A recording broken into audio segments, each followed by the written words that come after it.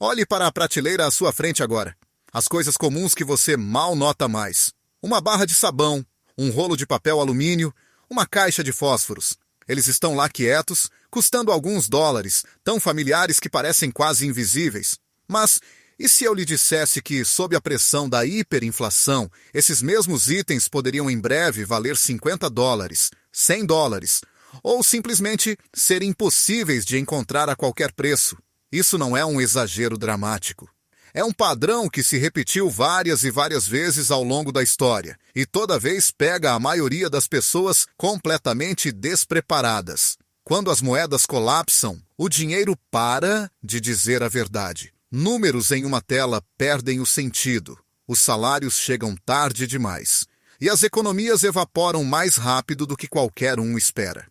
O choque nunca é apenas financeiro, é emocional.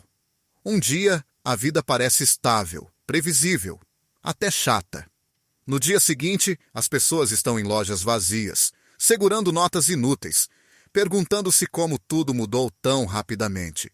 O que torna isso ainda mais inquietante é que as coisas mais valiosas nesses momentos raramente são os equipamentos de sobrevivência chamativos ou os equipamentos caros que as pessoas imaginam. Em vez disso, são os itens domésticos simples e banais que, de repente, se tornam essenciais para a dignidade, segurança e sobrevivência.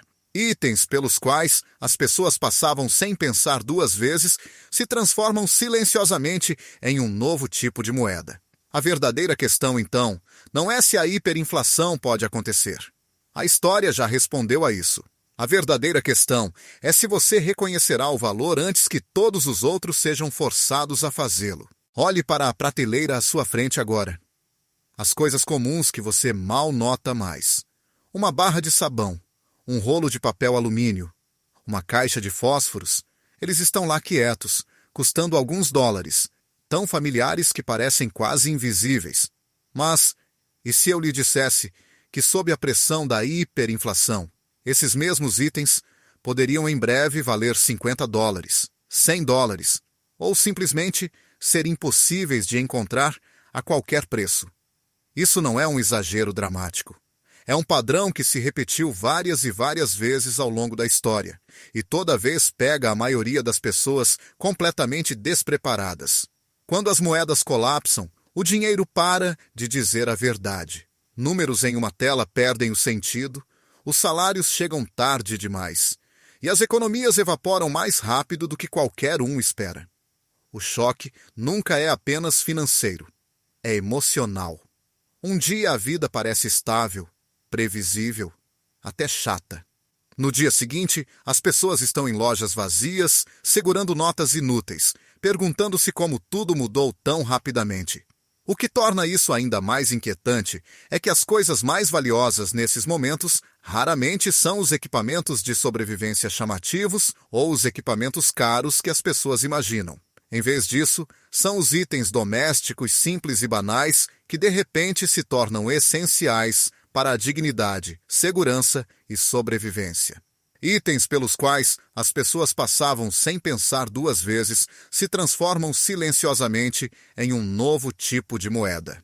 A verdadeira questão, então, não é se a hiperinflação pode acontecer. A história já respondeu a isso. A verdadeira questão é se você reconhecerá o valor antes que todos os outros sejam forçados a fazê-lo. Existe um item tão comum que as pessoas quase se sentem constrangidas em levá-lo a sério. No entanto, a história mostra que ele se torna uma das formas mais rápidas de moeda quando a inflação se torna brutal. Sabonete em barra. Sabonete em barra simples, comum, sem perfume. Não o tipo luxuoso com embalagens sofisticadas e hidratantes, mas as barras baratas empilhadas nas prateleiras das lojas. Quando as economias colapsam, os fabricantes cortam a complexidade primeiro. Os sabonetes líquidos perfumados desaparecem. Os produtos de higiene especializados somem. O que sobrevive por um tempo é a versão mais básica de limpeza, até que mesmo isso se torne escasso. A limpeza não é um luxo durante o colapso econômico, é proteção. A infecção se espalha mais rápido quando os sistemas de água são não confiáveis, os cuidados médicos são caros e as pessoas são forçadas a viver mais próximas umas das outras sob estresse. O sabonete se torna uma linha entre a saúde e a doença, entre a dignidade e o desespero. E como a maioria das pessoas não consegue produzi-lo sozinha, sem um conhecimento químico real, a demanda explode no momento em que as prateleiras começam a esvaziar. Durante a hiperinflação da Venezuela, as pessoas não trocavam apenas dinheiro por comida. Elas trocavam sabonete. Famílias trocavam barras de sabonete por carne, vegetais e remédios porque todo mundo precisava e ninguém conseguia substituí-lo facilmente. Um pacote de 4 barras, que antes custava alguns dólares, tornou-se mais valioso do que prata nas transações diárias. Aqueles que tinham extra não eram ricos, mas tinham influência. Podiam negociar, podiam escolher. É assim que o valor se desloca silenciosamente. Um item feito para ser usado sem pensar torna-se algo que você conta cuidadosamente, armazena intencionalmente e protege. E o erro mais perigoso que as pessoas cometem é presumir que sempre podem conseguir mais tarde. Mais tarde é geralmente quando o preço não faz mais sentido, ou o item desapareceu completamente. Se o sabão ensina a lição da dignidade, o sal ensina a lição da sobrevivência.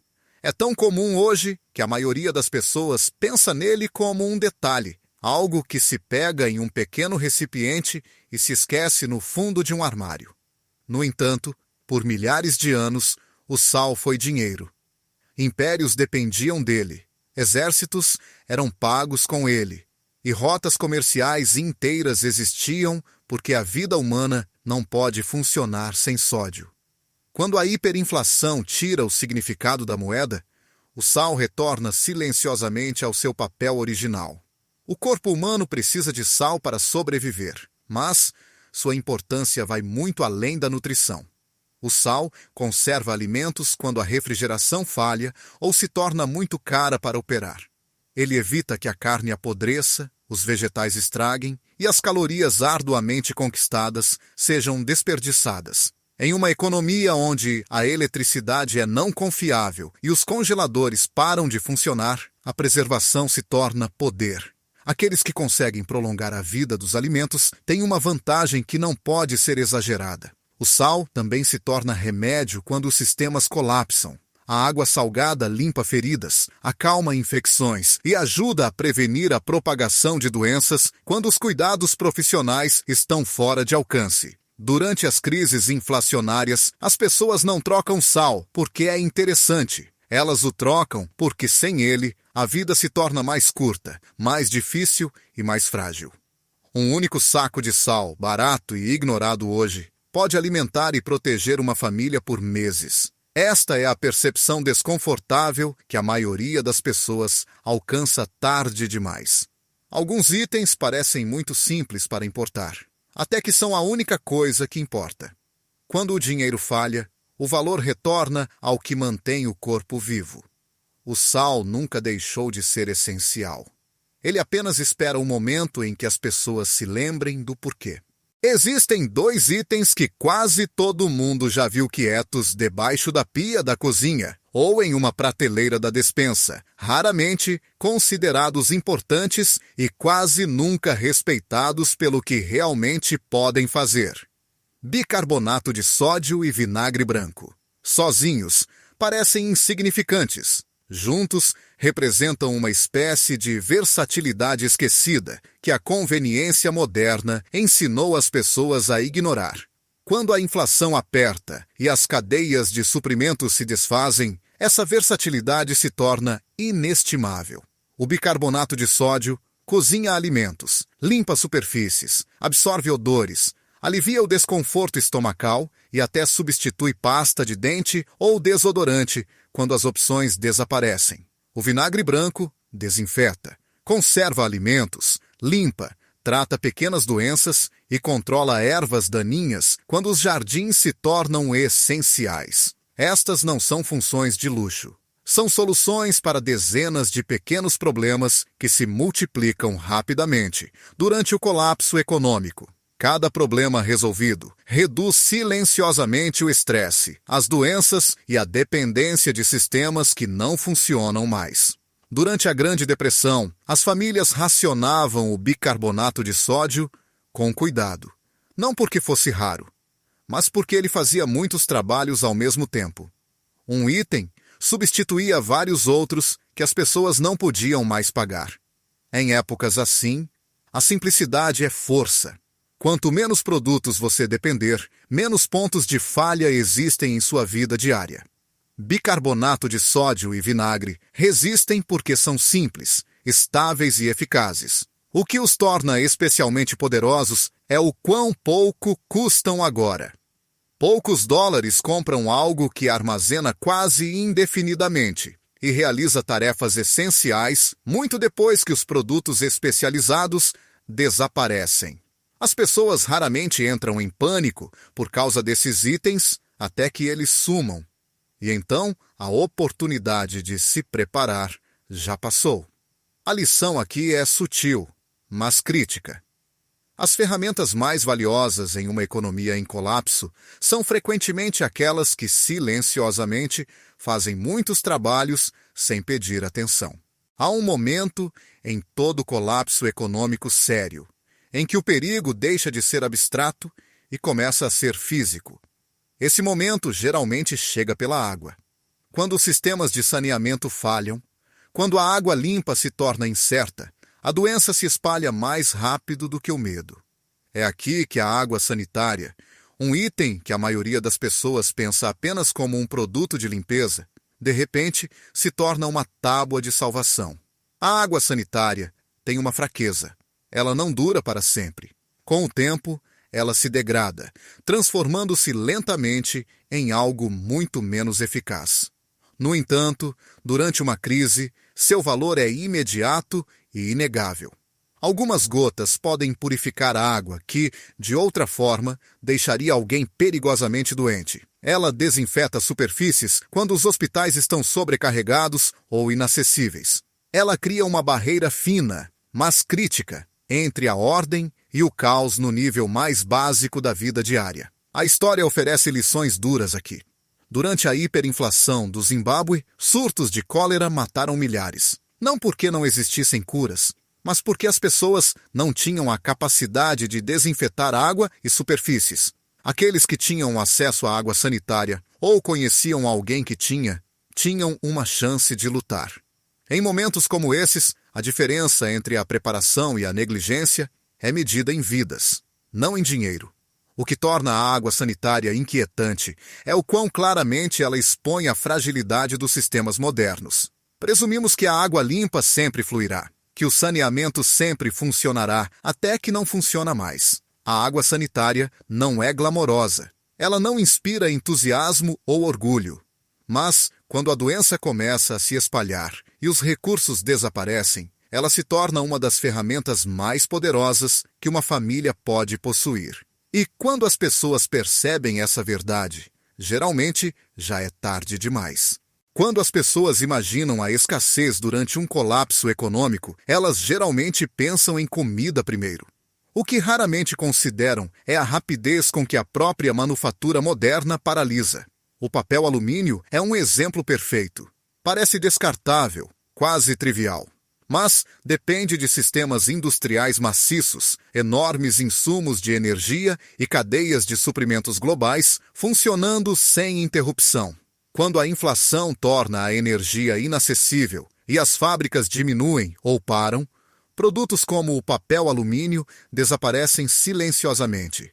No início, sua ausência parece inconveniente, em vez de perigosa. Então, seus muitos usos se tornam dolorosamente óbvios. O papel alumínio cozinha alimentos quando outros métodos falham, protege suprimentos de contaminação, reflete calor, repara itens quebrados e até serve como ferramenta de sinalização em emergências. Estas são pequenas vantagens individualmente, mas juntas adicionam resiliência à vida diária quando os recursos são escassos e os erros são custosos. Durante a crise econômica de Cuba, na década de 1990, as pessoas lavavam e reutilizavam as mesmas pequenas folhas de papel alumínio repetidamente porque não havia como substituí-las. O que antes parecia barato tornou-se algo manuseado com cuidado, quase com reverência. Essa mudança de comportamento revela o quão rapidamente a abundância remodela os valores e o quão rapidamente esses valores se invertem sob pressão. O papel alumínio ensina uma lição silenciosa sobre a dependência. Muitas das coisas que consideramos garantidas existem apenas porque sistemas complexos permanecem estáveis. Quando esses sistemas se fragmentam, os itens mais simples ganham peso e significado. A tragédia não é que esses itens se tornem escassos. É que a maioria das pessoas nunca percebe sua importância até que a escassez já tenha chegado. Há um ponto nesta conversa em que a informação sozinha deixa de ser suficiente. As listas parecem esmagadoras, os preços intimidadores, e a lacuna entre saber e agir começa a ser desconfortável. É geralmente aqui que as pessoas se desligam, não porque não se importem, mas porque a escala da preparação parece impossível. Esse sentimento é mais comum do que qualquer um admite, e muitas vezes impede as pessoas antes mesmo de elas realmente começarem. Essa sensação de paralisia não é uma falha pessoal. É uma resposta natural ao perceber quão frágil a vida moderna realmente é. Quando você vê pela primeira vez como os sistemas podem falhar facilmente, é tentador acreditar que apenas aqueles com grandes orçamentos ou estilos de vida extremos podem se proteger. Essa crença é reconfortante porque remove a responsabilidade. Se a preparação parece inatingível, a inação parece justificada. Mas é também aqui que a perspectiva muda tudo. A preparação não é sobre fazer tudo de uma vez. É sobre entender que pequenas escolhas deliberadas se acumulam ao longo do tempo. Um único item extra adicionado a um carrinho de compras não parece significativo, mas repetido consistentemente, ele se torna estabilidade. Essa mudança do pânico para o controle é sutil, mas poderosa. Ela transforma o medo em intenção. A realização mais importante é que a preparação não é construída em um momento dramático. Ela é construída silenciosamente, gradualmente, quase invisivelmente. E aqueles que começam com humildade em vez de urgência, muitas vezes acabam muito mais resilientes do que aqueles que esperam por certezas. A certeza nunca vem. A oportunidade de se preparar, no entanto, está sempre presente, até que ela se vá. Quando os sistemas falham, uma das primeiras coisas que as pessoas perdem é o controle sobre a luz e o calor. A escuridão muda o comportamento. O frio drena energia e esperança. Nessas condições, a capacidade de fazer fogo torna-se uma forma de poder. Isqueiros, velas e fósforos parecem insignificantes até o momento em que a eletricidade se torna não confiável ou inacessível. Então, eles passam da conveniência à necessidade, quase da noite para o dia. O fogo oferece mais do que calor. Ele cozinha alimentos com segurança, purifica a água e cria luz quando o sol desaparece. Um isqueiro descartável, simples, pode acender milhares de chamas, cada uma sendo uma solução para um problema que, de outra forma, se tornaria perigoso. Em tempos de colapso, a pessoa que consegue acender um fogo de forma confiável tem uma vantagem que os outros rapidamente reconhecem. A pessoa que consegue compartilhar essa habilidade tem influência. Velas oferecem algo diferente, mas igualmente importante. Elas fornecem luz constante, sem gastar pilhas ou exigir infraestrutura. Queimam silenciosamente, previsivelmente e por longos períodos de tempo. Em crises prolongadas, essa consistência importa. Ela traz uma sensação de normalidade para espaços onde a incerteza domina. Até mesmo fósforos, muitas vezes descartados como antiquados, tornam-se valiosos porque são simples, confiáveis e fáceis de trocar. A história mostra que quando a energia se torna escassa, As pessoas reorganizam suas vidas em torno de quem pode fornecer calor e luz. Essas pequenas ferramentas moldam rotinas, refeições, segurança e moral. E uma vez que as pessoas entendem sua importância, elas não estão mais dispostas a se desfazer delas facilmente. O fogo, em todas as suas formas simples, torna-se uma moeda de confiança em um mundo onde a confiança é escassa.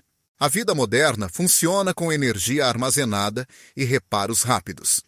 Raramente notamos isso porque a energia está sempre lá, e coisas quebradas são facilmente substituídas. Durante a hiperinflação, essa ilusão desmorona. Pilhas, fita adesiva e lona plástica, de repente passam de itens de segundo plano para recursos de linha de frente. Cada um representa a capacidade de se adaptar quando os sistemas param de responder. Pilhas alimentam lanternas, rádios, dispositivos médicos e ferramentas de comunicação. Quando a moeda perde valor, os materiais que fazem as pilhas se tornam escassos e as substituições desaparecem rapidamente. A demanda não diminui. Pelo contrário, ela aumenta à medida que as pessoas dependem mais de um número cada vez menor de dispositivos funcionando. Nesse ambiente, um pequeno pacote de pilhas pode ter mais valor prático do que uma pilha de dinheiro. A fita adesiva revela seu valor através da flexibilidade. Ela veda vazamentos, mantém estruturas juntas, repara roupas, protege equipamentos e até mesmo suporta articulações lesionadas quando a ajuda médica está fora de alcance. Sua força reside na velocidade. Problemas que de outra forma se tornariam perigosos podem ser estabilizados por tempo suficiente para evitar danos maiores. A lona plástica funciona da mesma forma em uma escala maior, criando barreiras contra o clima, a contaminação e a umidade, transformando espaços frágeis em abrigo utilizável. Juntos, esses itens representam resiliência em movimento. Eles permitem que as pessoas respondam em vez de reagir. Eles ganham tempo, e em crise, o tempo muitas vezes determina os resultados. Quando a inflação tira a conveniência, a capacidade de preservar a função torna-se inestimável. Aqueles que se prepararam com ferramentas simples e adaptáveis descobrem que a sobrevivência raramente é sobre força. É sobre manter o controle quando todo o resto parece instável. À medida que as condições pioram, o foco muda da correção de problemas individuais para a proteção de espaços inteiros. Abrigo, segurança e estabilidade tornam-se preocupações centrais. E é aqui que lonas, cordas e abraçadeiras, discretamente, provam seu valor. Estas não são ferramentas de conforto. São ferramentas de continuidade, os meios pelos quais a vida diária permanece possível quando as estruturas começam a falhar. Uma lona pode transformar um telhado, vazando em um espaço habitável, proteger suprimentos da chuva, criar sombra em calor extremo ou coletar água quando o acesso se torna incerto. Durante a Grande Depressão, as famílias dependiam de lonas para manter as casas habitáveis quando os reparos não eram mais acessíveis. Manter uma família seca não era uma questão de conveniência. Era sobre prevenir doenças, preservar o moral e manter a dignidade em condições que constantemente ameaçavam corroer ambos. Corda e cordame resolvem problemas que aparecem infinitamente em ambientes instáveis. Eles prendem cargas, constroem abrigos, penduram alimentos longe de animais, reforçam estruturas e conectam sistemas quebrados de volta ao funcionamento. As abraçadeiras oferecem velocidade e eficiência, permitindo que os reparos aconteçam rapidamente quando o tempo é crucial. Elas mantêm unido o que de outra forma desmoronaria, tanto física quanto simbolicamente. Esses itens revelam uma verdade importante. A estabilidade durante o colapso raramente é permanente. Ela é criada, perdida e reconstruída repetidamente. As pessoas que melhor gerenciam esse processo não são aquelas com os abrigos mais fortes, mas aquelas com as ferramentas para se adaptar.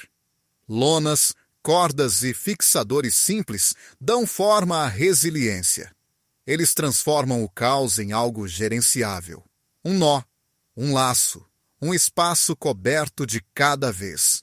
Quando as economias colapsam, uma das primeiras baixas é a dignidade silenciosa da vida cotidiana. Roupas rasgam, pequenas lesões persistem e doenças menores se tornam graves porque a ajuda profissional é muito cara ou indisponível.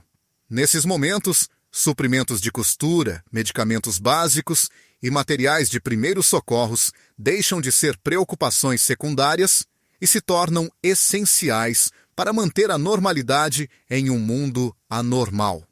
Uma agulha e linha podem prolongar a vida das roupas muito além do que os hábitos modernos esperam. O reparo substitui a substituição. As pessoas aprendem a consertar cuidadosamente, sabendo que cada peça de roupa representa calor, proteção e identidade. A costura se torna mais do que uma habilidade. Torna-se uma forma de autossuficiência que preserva a dignidade quando o consumo não é mais uma opção. Aqueles que podem reparar, em vez de descartar silenciosamente, recuperam o controle sobre suas circunstâncias. Medicamentos de venda livre e suprimentos de primeiros socorros desempenham um papel semelhante. A dor não pausa para a inflação. As febres ainda sobem, as alergias ainda atacam e as infecções ainda ameaçam. Medicamentos simples aliviam o sofrimento e previnem complicações que, de outra forma, sairiam do controle. Ataduras, antissépticos e ferramentas médicas básicas permitem que as famílias tratem problemas precocemente, antes que se tornem emergências. O que torna esses itens poderosos não é apenas sua função, mas o que representam. Eles permitem que as pessoas cuidem de si mesmas e umas das outras, quando os sistemas falham em fazê-lo. Reduzem o medo ao restaurar a autonomia. Em uma economia em colapso, manter a saúde não é sobre conforto. É sobre sobrevivência com dignidade. Aqueles que se preparam para essa realidade não estão apenas estocando suprimentos. Eles estão preservando a própria humanidade. À medida que a inflação aperta e as prateleiras das lojas se tornam não confiáveis, a atenção se volta para o futuro, em vez de para o dia seguinte. É aqui que sementes e ferramentas manuais adquirem um significado muito maior do que seu tamanho ou custo. Elas representam continuidade, a capacidade de produzir em vez de meramente consumir. Em um sistema em colapso, essa distinção se torna tudo.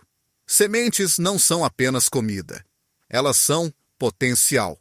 Variedades crioulas permitem que as famílias cultivem, guardem sementes e plantem novamente, estação após estação. Isso quebra a dependência de mercados instáveis e restaura uma medida de controle sobre a nutrição. Quando os preços dos alimentos disparam sem razão, o conhecimento de que algo pode ser cultivado, cuidado e colhido cria estabilidade psicológica tanto quanto sustento físico. Ferramentas manuais reforçam essa independência. Sem eletricidade confiável, as ferramentas elétricas tornam-se objetos decorativos. Mas um martelo, uma serra ou uma pá funcionam enquanto a força humana permanecer. Essas ferramentas reparam casas, constroem abrigos, preparam jardins e resolvem problemas que, de outra forma, paralisariam completamente o progresso. De muitas maneiras, elas são extensões do corpo humano, multiplicando o esforço e transformando a intenção em ação. Juntas, sementes e ferramentas marcam uma mudança de mentalidade. A sobrevivência deixa de ser reativa e se torna construtiva. As pessoas param de perguntar o que podem comprar e começam a perguntar o que podem construir. Essa mudança é sutil, mas altera os resultados. Aqueles que se preparam para o longo prazo não estão apenas suportando o colapso, eles estão moldando o que vem depois dele. À medida que a escassez se aprofunda, as pessoas descobrem que a sobrevivência não é apenas sobre comida, abrigo ou ferramentas. É também sobre conforto, rotina e os pequenos detalhes que tornam a vida suportável sob pressão. Itens antes ridicularizados ou descartados como não essenciais, de repente se tornam fontes de alívio e estabilidade. Papel higiênico, Produtos de higiene e suprimentos para bebês se enquadram nessa categoria, e sua ausência atinge mais forte do que a maioria das pessoas espera. O papel higiênico parece trivial, até que acaba. Improvisar alternativas requer água, sabão e tempo, tudo o que pode já ser escasso. Quando as cadeias de suprimentos quebram, itens volumosos como este desaparecem rapidamente e retornam lentamente, se é que retornam. Aqueles que planejaram com antecedência experimentam alívio em vez de frustração, enquanto outros percebem tarde demais que alguns desconfortos são mais difíceis de se adaptar do que a fome. Produtos de higiene para mulheres carregam um peso ainda maior. Eles não são opcionais, e quando desaparecem, a vida diária se torna dolorosa, humilhante e exaustiva. Em toda crise econômica, esses itens silenciosamente se tornam alguns dos mais valiosos para a troca, porque preservam a dignidade de metade da população. Suprimentos para bebês têm a mesma urgência. Fraldas, lenços umedecidos e fórmula não são conveniências. São linhas de vida para famílias já sob estresse extremo. Esses itens expõem uma verdade que as pessoas raramente gostam de confrontar. O colapso afeta os vulneráveis primeiro e mais duramente. Crianças, mulheres e famílias sentem a pressão imediatamente. Preparar-se para essas necessidades não é sobre medo ou excesso, é sobre compaixão, previsão e a compreensão de que a sobrevivência não é significativa se ela tira a humanidade. Quando as pessoas experimentam o colapso econômico pela primeira vez, parece algo sem precedentes, como se o mundo tivesse subitamente quebrado de uma maneira única e inimaginável. Mas a história conta uma história muito diferente. A hiperinflação segue padrões que se repetem com uma consistência inquietante. Os nomes e as datas mudam, mas a sequência permanece quase idêntica.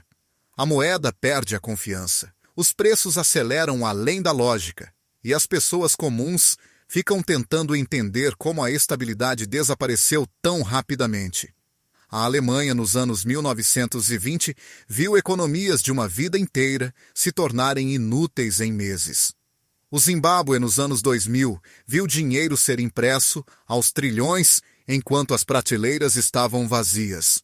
A Venezuela, nos anos 2010, transformou as compras do dia a dia em um exercício de sobrevivência. E a Argentina viveu o ciclo mais de uma vez. Em todos os casos, bens complexos desapareceram primeiro, seguidos por qualquer coisa dependente de longas cadeias de suprimentos. O que permaneceu foram itens simples e práticos que atendiam às necessidades humanas básicas. O que separa aqueles que mais sofrem daqueles que resistem não é inteligência ou renda, é reconhecimento. A capacidade de ver padrões cedo e agir antes que o pânico se instale. A história não pune a ignorância imediatamente. Ela pune o atraso. No momento em que o colapso se torna óbvio para todos, a oportunidade de se preparar silenciosa e acessivelmente já passou. Isso não é sobre prever datas ou garantir resultados. É sobre entender a probabilidade e o comportamento humano. Os sistemas falham lentamente, depois, de repente. Aqueles que estudam o passado reconhecem os sinais de alerta no presente, e aqueles que os reconhecem cedo ganham algo raro em tempos de crise: tempo para escolher em vez de reagir. Nesta fase, a conversa se afasta dos objetos e se volta para o significado. A preparação não é mais apenas uma decisão prática, torna-se filosófica. Quando os sistemas enfraquecem e a incerteza aumenta, as pessoas são forçadas a confrontar o que elas realmente acreditam que as levará através das dificuldades. Habilidades importam, suprimentos importam, mas por baixo de tudo isso está a fé. Não necessariamente apenas a fé religiosa, mas a fé na responsabilidade, na previsão e na crença de que as ações tomadas hoje moldam o amanhã. Aqueles que se preparam são frequentemente mal compreendidos. São acusados de medo, pessimismo ou desconfiança. No entanto, a história mostra que o oposto geralmente é verdadeiro. A preparação é uma expressão de esperança baseada no realismo. É a crença de que a vida vale a pena ser protegida, que as famílias merecem estabilidade e que as comunidades funcionam melhor quando os indivíduos assumem a responsabilidade em vez de esperar serem resgatados.